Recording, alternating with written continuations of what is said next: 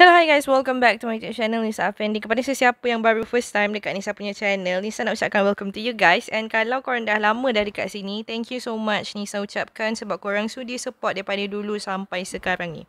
Okay guys, so Nisa nak bagi tahu dekat korang yang dekat dalam Nisa punya video ni, Nisa share pelbagai cara untuk korang nak buat duit. So, adalah beberapa apps ataupun games yang Nisa kongsikan cara untuk korang boleh dapat duit extra tanpa menggunakan modal. So, apa yang korang patut buat adalah just main game, download apps ataupun buat je task-task yang diperlukan.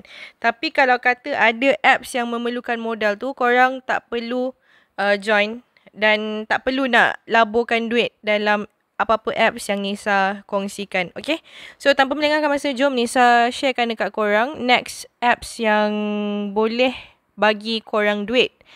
Okay guys, so kalau korang tengok kat sini, dekat apps ni ataupun games ni masih lagi legit membayar. So, kalau kita pergi dekat button profile ni yang ada tulis M ni, korang pergi dekat record pengeluaran. So, dekat sini kalau boleh nampak, daripada 14 bulan 12 ni adalah paling latest. Nisa dah berjaya untuk keluarkan RM80 cash hijau tu lah.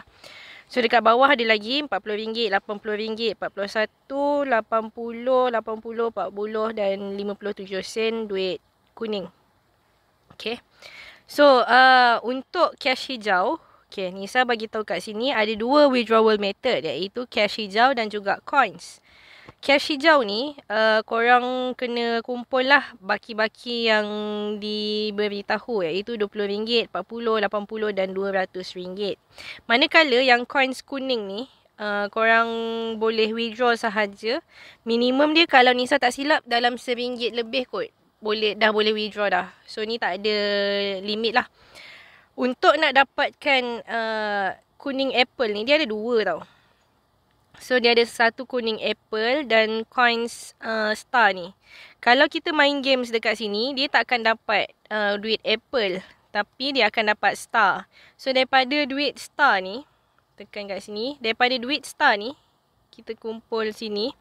Ni yang kita akan convertkan kepada duit apple. So, tekan saja macam ni kan. Korang tekan dekat lottery draw. So, setiap satu cabutan tu memerlukan 5,000 star. So, ni adalah Nisa punya coins yang terkumpul lah, tak ambil lagi. So, kalau ambil, so korang boleh tengok kat sini, hadiah dapat diklaim setelah aktivitas harian mencapai 100. Macam mana nak buat tu?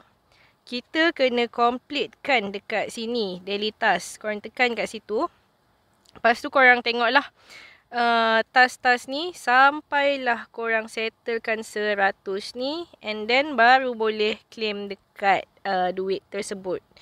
So, cara-cara yang lain, kalau nak tengok full tutorial macam mana Nisa buat, korang boleh klik link yang Nisa dah letakkan dekat description box di bawah ni. So, Nisa dah tunjukkan bukti pembayaran dan macam mana cara untuk korang nak register dan macam mana nak dapatkan points dan sebagainya dekat video satu lagi.